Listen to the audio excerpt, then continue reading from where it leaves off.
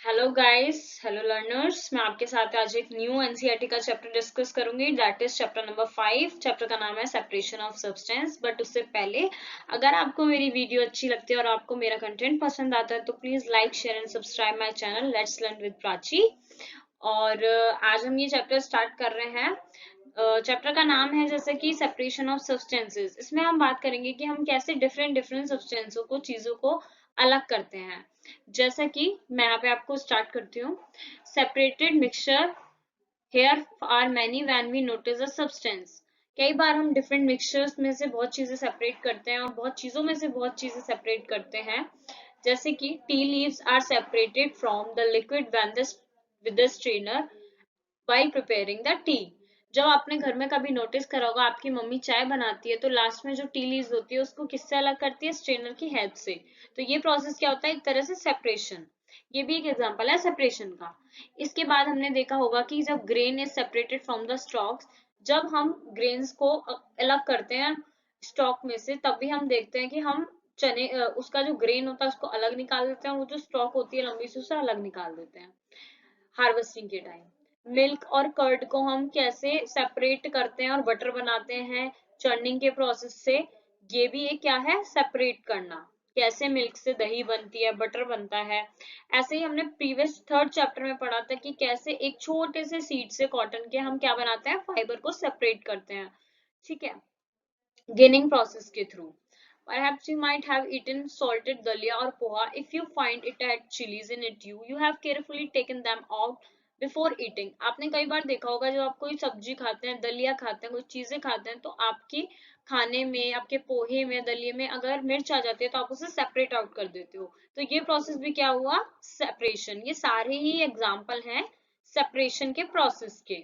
तो यहाँ तक आपको समझ में तो आ ही गया होगा कि क्या होता है सेपरेशन।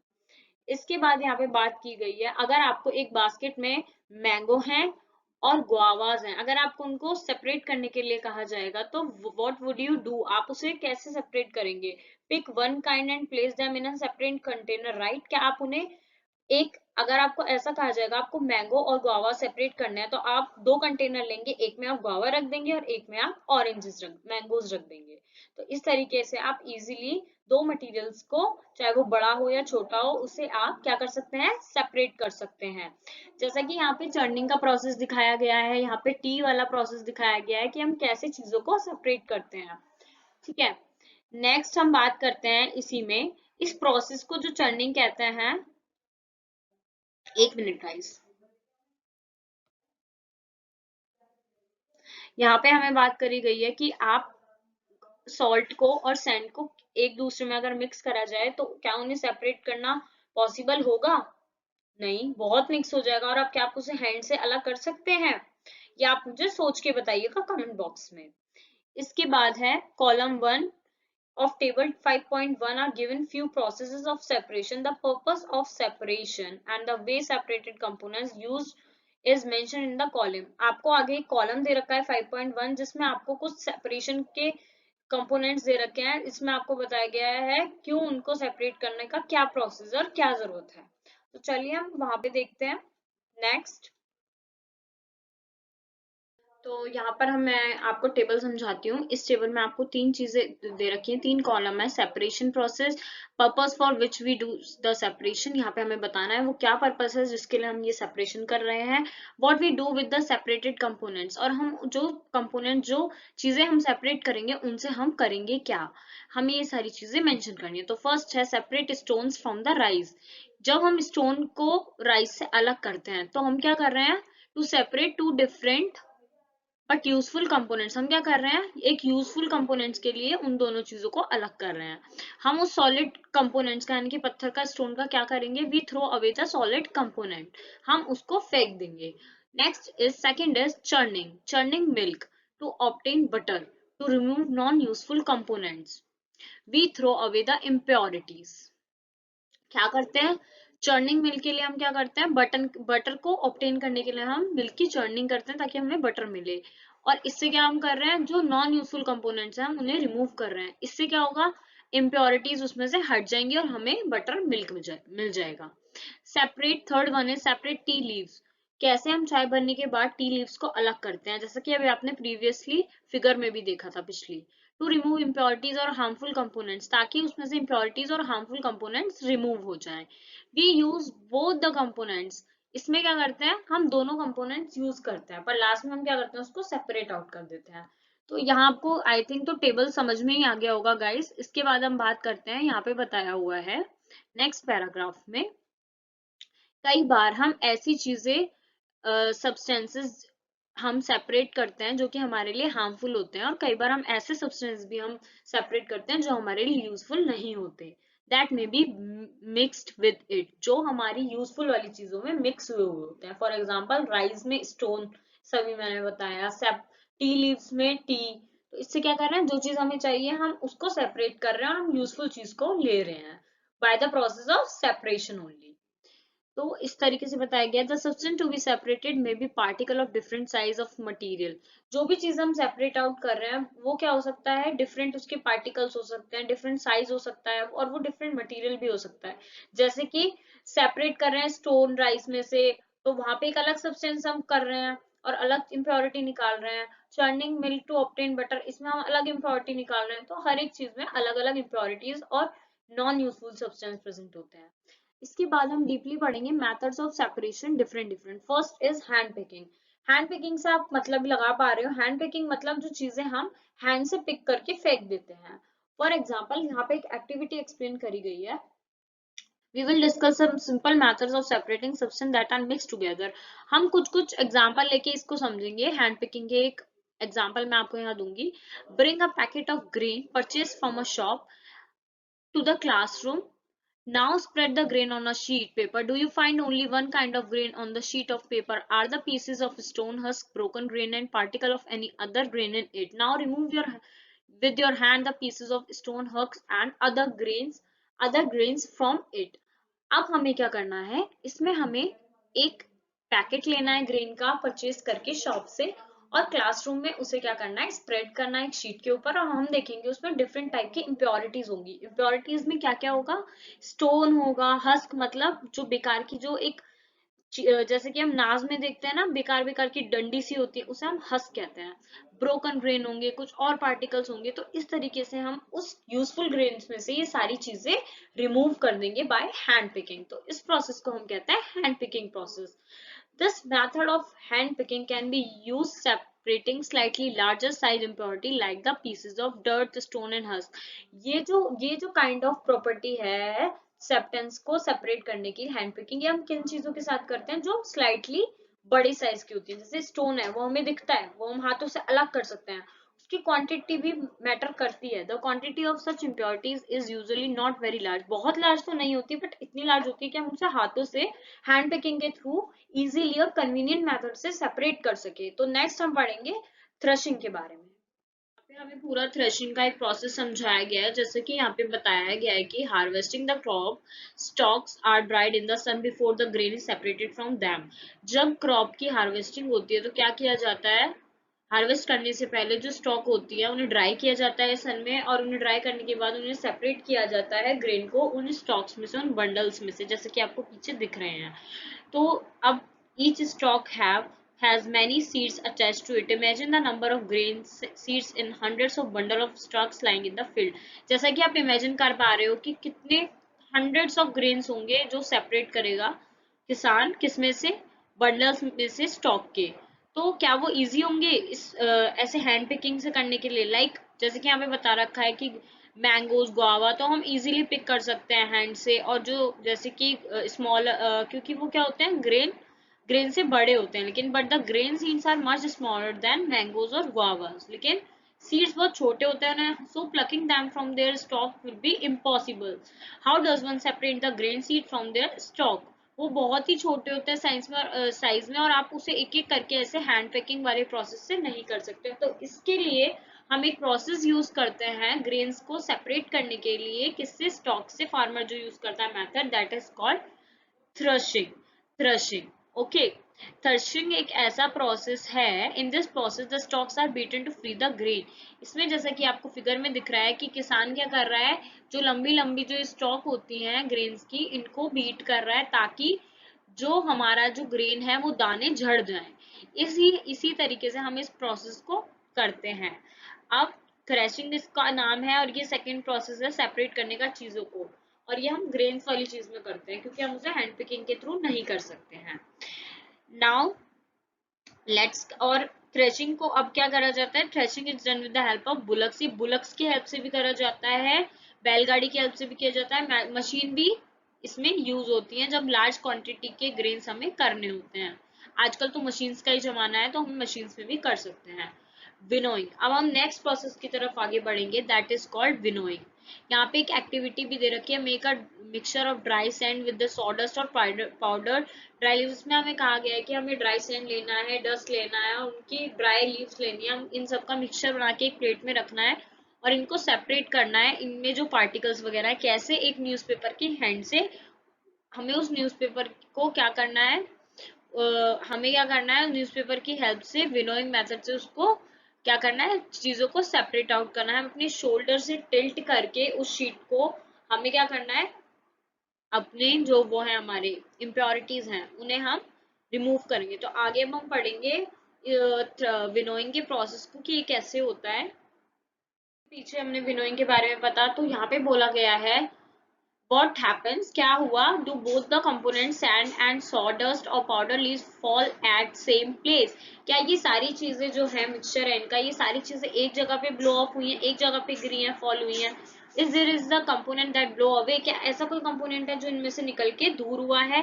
किसकी हेल्प से? हवा की हेल्प से। क्या हवा ने उनको मैनेज किया है, उनको सेपरेट करने में इन कंपोनेंट्स को? तो विनोइंग के प्रोसेस में हमें एक बात तो पता चल गई है कि जो विनोइंग का प्रोसेस होता है इसमें विंड हमारी हेल्प करती है। अब हम इसके बारे में पढ़ेंगे। This method of separating components of a mixture is called winnowing. इस प्रोसेस को, इस मेथड को सेपरेट करने का क्या कहते हैं हम, विनोइंग। विनोइंग में क्या होता है, ये हमारे use to separate heavier and lighter components of a mixture by wind और बाय ब्लोइंग एयर। इससे क्या होता है, हमारे हैवी और लाइट सब्सटेंसेस जो होते हैं वो रिमूव होते हैं, सेपरेट होते हैं, एक दूसरे से अलग होते हैं। किसकी हेल्प से?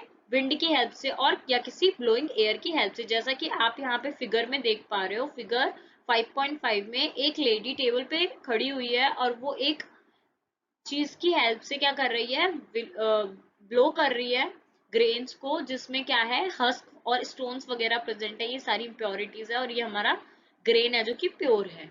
इस तरीके से ये हवा की हेल्प से, ब्लोइंग एयर से अपनी चीज को सेपरेट आउट कर रही है, जिस प्रोसेस को हम कहते हैं विनोइंग।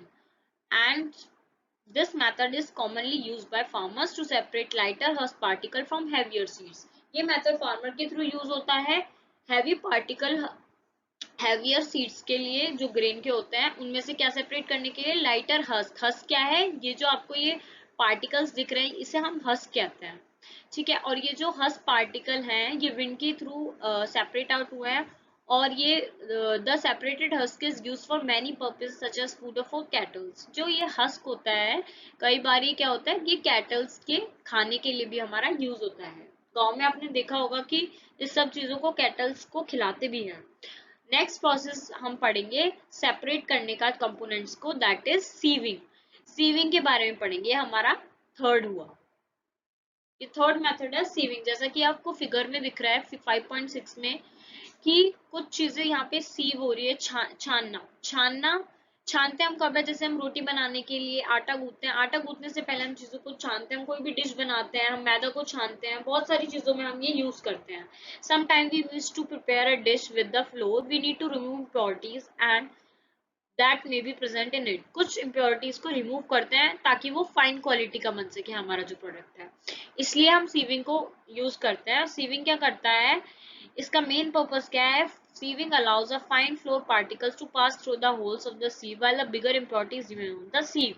इस सीव की हेल्प से, सीविंग प्रोसेस की हेल्प से जो हमारे छोटे छोटे जो इसमें होल्स होते हैं उसमें हमारा जो प्योर सब्सटेंस होता है वो नीचे आ जाता है और जो इम्प्योरिटीज होती है वो ऊपर रह जाती है, जैसा कि आपने देखा होगा। तो इसके बाद in a flour mill impurities like husk stones and remove from the wheat before grinding it. कई बार हम देखते हैं हम अनाज को पिसवाते हैं, बट उसमें से फिर भी स्टोन्स वगैरह और चीजें दूर नहीं होती हैं, तो इसमें हम क्या करते हैं, इस प्रोसेस से वो सारी चीजें भी रिमूव होती हैं। तो इससे क्या होता है, हमारी जो फाइन पार्टिकल्स जो होते हैं वो भी रिमूव हो जाते हैं। तो ये हमारा प्रोसेस हुआ सीविंग। तो जैसा कि हम बात कर रहे थे अभी सीविंग की, तो यहाँ पे फिगर में जैसा आप देख पा रहे हैं, wait figure 5.7 pebbles and stones are remove from the sand by sieving. इसमें क्या हो रहा है कि एक लेबर क्या कर रहा है, पेबल्स को, स्टोन्स को रिमूव कर रहा है सैंड से। तो इस प्रोसेस को भी क्या कहेंगे हम, सीविंग। ये भी सीविंग के थ्रू हो रहा है, इसमें भी हम सीविंग प्रोसेस यूज कर रहे हैं। और हम क्या कर रहे हैं, इम्प्योरिटीज को सैंड से रिमूव कर रहे हैं। नेक्स्ट एक्टिविटी 4 हम देखेंगे, ब्रिंग अ सीव। इसमें हमें बताया गया कि हमें एक सीव लेना है और एक स्मॉल क्वांटिटी ऑफ फ्लोर लेना है, ठीक है, अपने घर से, और हम उसे क्लास में लेके जाना है। हमें उस सीव की हेल्प से क्या करना है, इम्प्योरिटीज को रिमूव करना है। अब हम उसमें क्या मिक्स करेंगे, fine powder of chalk pieces, यानी कि हमें एक मिक्सचर तैयार करना है जिसमें हम क्या क्या करेंगे, कोई भी आटा या व्हीट, मैदा, किसी का भी एक फ्लोर का मिक्सचर ले लेंगे, उसमें हम चॉक पीसेस के पाउडर के मिक्सचर को भी ऐड कर लेंगे, और फिर हम क्या करेंगे, उन्हें सेपरेट करेंगे, और हम देखेंगे क्या सीविंग की हेल्प से वो दोनों चॉक पाउडर के पीसेस, और जो हमारा क्या है दूसरा दूसरा क्या था, chalk pieces and floor remove हो रहा है या नहीं। तो इस प्रोसेस को करेंगे, इससे ये नहीं हो पाएगा क्योंकि जो साइजेस हैं वो बहुत ही बारीक हैं। तो इसके लिए हम एक दूसरा प्रोसेस यूज करेंगे जिसे हम कहेंगे sedimentation, decantation and filtration. Next हम इन सब के बारे में डीपली पढ़ेंगे। तो वन बाय वन मैं आपको इन सब के बारे में एक्सप्लेन करती हूँ। तो इस पैराग्राफ पे आ जाएंगे, sometimes it may be not possible to separate components of mixture by winnowing, hand picking. कई बार ऐसा होता है कि हम हैंड पिकिंग और विनोइंग वाले मेथड से कुछ चीजों को रिमूव नहीं कर सकते। फॉर एग्जांपल, जैसे कि there may be lighter impurities like dust और सॉइल पार्टिकल इन राइस और पल्सेस। जैसे कि हमने कभी देखा होगा, जो चावल और दालें होते हैं उनमें बहुत ही फाइन पार्टिकल्स होता है, एक पाउडरी फॉर्म में एक डस्ट होती है जो कि हम इन प्रोसेस से रिमूव नहीं कर सकते हैं। तो उसके लिए हमें क्या करना होता है, कुकिंग से पहले हम कैसे यूज करते हैं, हम क्या करते हैं, उन्हें पानी से वॉश कर देते हैं। Rice and pulses are usually washed before the cooking. When you add water to these impurities like dust and oil particles get separated. हम कई बार देखते हैं हमारी मम्मी जब दाल बनाती है, चावल बनाती है, और वो पानी से किसी वेसल में भरकर और चावलों को साफ करती हैं, तो क्या होता है, these impurity go into the water which become a little muddy. एक muddy फॉर्म में एक गंदगी, डर्ट वगैरह जम जाती है नीचे की साइड पानी में।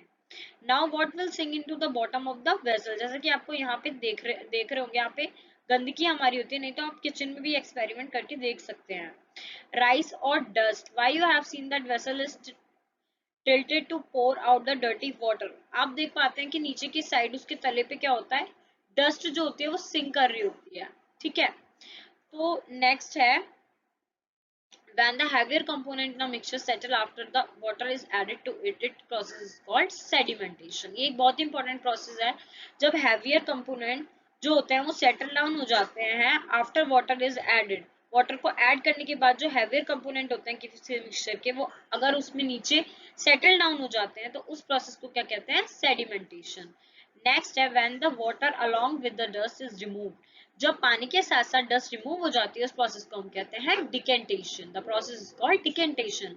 Let us find a few other mixture that can be separated through the sedimentation and decantation. अब हम आगे कुछ और ऐसी मिक्सचर्स के बारे में पढ़ेंगे जो कि सेपरेट आउट होते हैं किस किस प्रोसेस के थ्रू, सेडिमेंटेशन एंड डिकेंटेशन के थ्रू। तो ये आपको फिगर में जैसा कि देख पा रहा है, फिगर 5.8। और नेक्स्ट अभी मैं आपको और भी आगे इसका बताऊंगी।